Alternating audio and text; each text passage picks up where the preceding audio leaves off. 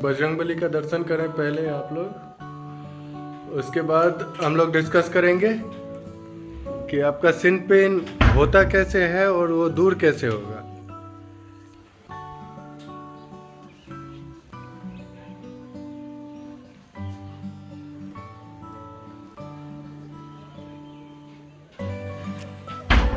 ये जो अपना मशीन है,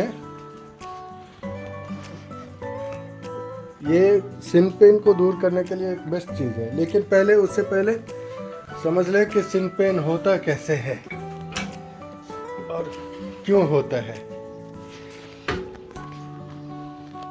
ये हमारा जो पैर का ये वाला लाइनिंग है, तो ये बोन्स हुआ, ये हमारा मसल्स हुआ, ये पार्ट हमारा मसल्स है और यहाँ टेंडन्स, इस बीच में कनेक्टिंग टिश्यूज होते हैं जो कि मसल्स को बोन्स से जोड़ता है। मतलब हड्डियों को मांसपेशियों से जोड़ने वाला जो टिश्यू होता है वो टेंडन्स होते हैं। अब क्या होता है कि जब हम हार्ड सरफेस पे दौड़ते हैं, चाहे वो हार्ड ग्राउंड हो या आपका रोड हो, मेनली रोड पे ये ज़्यादा प्रॉब्लम क्रिएट होता है। तो उस पर जब हम पैर नीचे की ओर झटका देते हैं हर स्टेप में, तो क्या होता है, झटका देने से हमारे बोन्स और मसल्स के बीच जो कनेक्टिंग टिश्यूज है उसमें अलगाव आता है।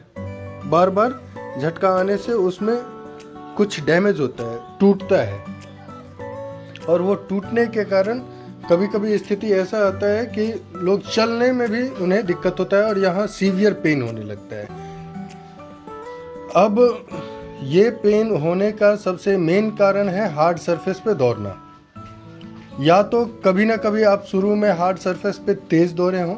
हार्ड सरफेस में आप जॉगिंग कर सकते हैं, हार्ड सरफेस पे आप जॉगिंग कर सकते हैं, लेकिन हार्ड सरफेस पे स्प्रिंटिंग या तेज दौड़ना एकदम गलत है। रह गई बात जो आपका गर्दनी बाग का जो ग्राउंड है वो हार्ड सरफेस ही है, तो चलिए उस दिन, टेस्ट के दिन तो आपको फुल एफर्ट देना ही है, उसके बाद जो भी हो कोई इशू नहीं है। लेकिन इन जनरल बच्चे हार्ड सरफेस पे जो रेस लगा लेते हैं या टाइमिंग लगा के दौड़ते हैं वो बहुत ही गलत है, तो इस चीज़ को अवॉइड करना होगा। उसके साथ विटामिन D3 की कमी के कारण भी ये पेन होता है। तो आपके डाइट में विटामिन D3 अगर नहीं है, कम ले रहे हैं, तो ये पेन बहुत जल्द शुरू हो जाएगा अगर आप नॉर्मल सरफेस पे भी दौड़ रहे हैं तो। अब इससे बचे कैसे, और अगर सिन पेन हो रहा है तो फिर करें क्या। तो सबसे पहले हम लोग बचाव के लिए जो बात करेंगे, तो इससे बचने के लिए आपको ये करना चाहिए कि इनिशियल फेज में जब आप दौड़ते हैं, और तो दौड़ने के क्रम में आप अगर जोता हुआ खेत हो, रेत वाला जगह हो, तो उस पे दौड़ें, बिना शूज के नहीं दौड़ें। अगर थोड़ा भी हार्ड सरफेस है उसमें बिना शूज के नहीं दौड़ें, और पहले हल्के मिट्टी पे दौड़ना है, फिर धीरे धीरे अगर वो हार्ड भी होता है तब तक हमारा जो टेंडन्स हैं, जो कनेक्टिंग टिश्यूज हैं, वो मजबूत हो जाएंगे और फिर दिक्कतें नहीं आएंगी। ये, और दूसरा चीज़ अपना D3 का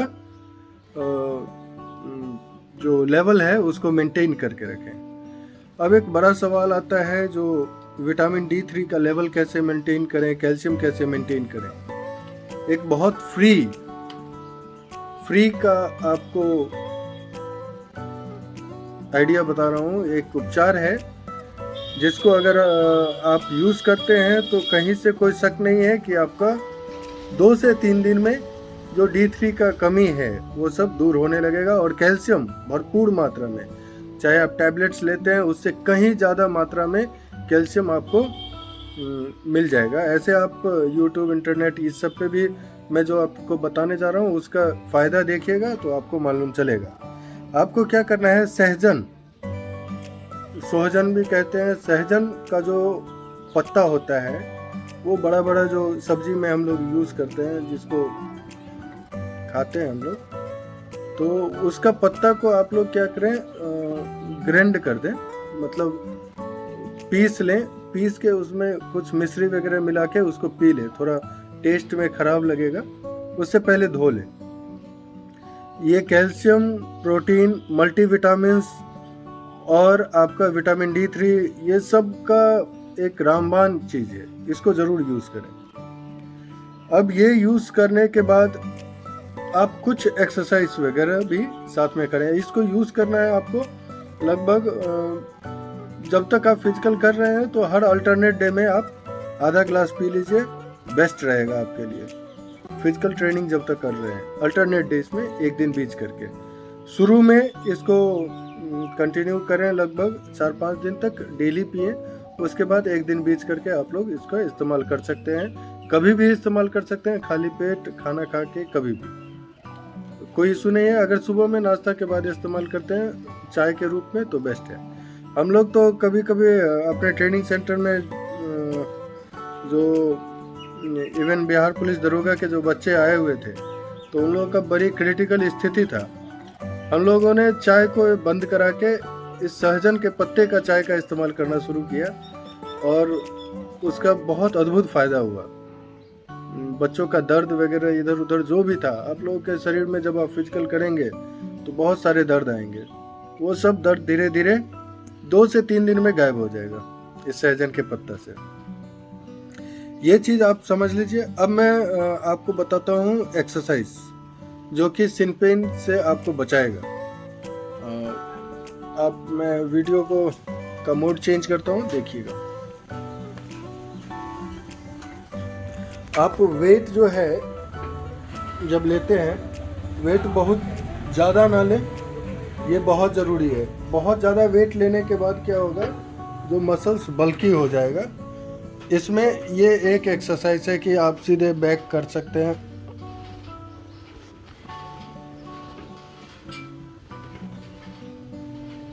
लेकिन ये नहीं करना है। ये एक्सरसाइज जो है ये नहीं करना है। इससे क्या होगा, आपका थाई ज़्यादा हैवी हो जाएगा, और अगर करते भी हैं तो वेट बहुत कम और रिपीटेशन ज़्यादा। आपको यहाँ बीच में न रख के यहाँ रखना है, पैर नीचे यहाँ, और पैर नीचे रखने के बाद ये करना है। आपका घुटना नहीं मुड़ना चाहिए,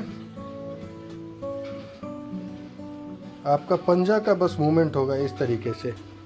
आप फील करेंगे कि जब मूवमेंट होता है तो यहाँ के मसल्स में एक्टिविटी आता है, पूरा एक्टिविटी आता है यहाँ के मसल्स में, और इससे आपका जो ये कनेक्टिंग टिश्यूज है, जो मांसपेशियों और बोन्स के बीच का जो कनेक्शन है, उसमें मजबूती मिलता है।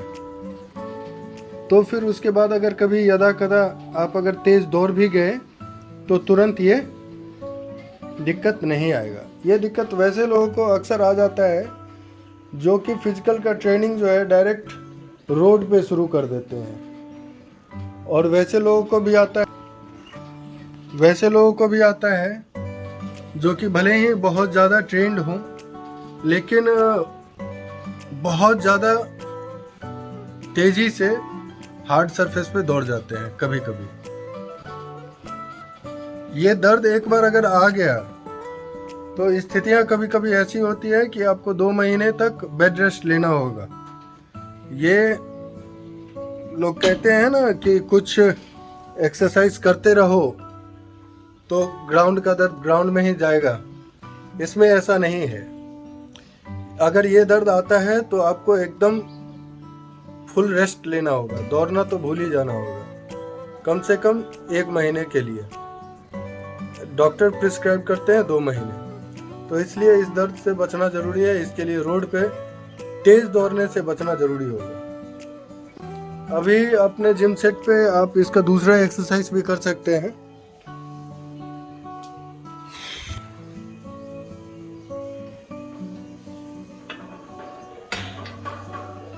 पकड़ियो सतीश, इसको होल्ड करना, नीचे करो।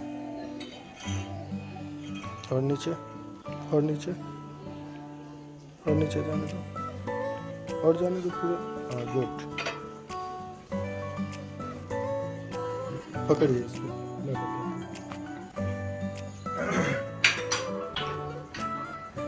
इसमें वेट ज़्यादा लगा सकते हैं, इसमें कम वेट लगाने का कोई मतलब नहीं होता है। इसमें कुछ नहीं करना है, वेट लेके इसको पकड़ के और उसके बाद मेरे पंजे की ओर दिखाओ बाबू, उठना है वेट लेके। अब देखेंगे आप पीछे के मसल्स में टाइट होता है ढीला होता है, टाइट होता है ढीला होता है। इससे क्या हुआ, मजबूती आपका बढ़ेगा आपके कलेक्टिव टिश्यू से। इसमें एक चीज सावधानी बरतना है, ये नहीं करना है, ये कंधा नहीं उठाना है आपको, कंधा को वैसे ही रखना है, बस ये करते हैं, ठीक है।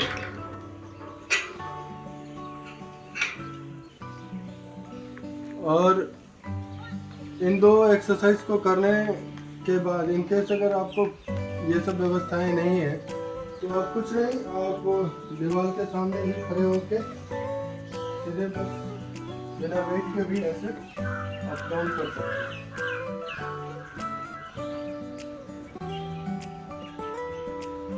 काफी कुछ बेहतर फील होगा। एक चीज और कि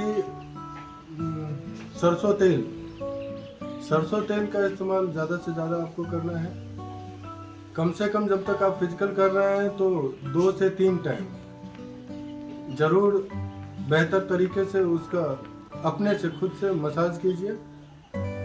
घुटना के नीचे का मसल्स, एंकल, पैरों के बीच का, अंगुलियों के बीच का जो जगह है उसमें, तलवे में, इस सब में प्रॉपर ऑयलिंग कीजिए। और अपने पैरों के नाखून में प्रॉपर तेल दीजिए, बहुत ज़रूरी है वो, जिससे कि आपका मसल्स रिलैक्स हो, फ्लेक्सिबल हो और तो बेहतर परफॉर्म कर सके। Okay, best of luck, take care.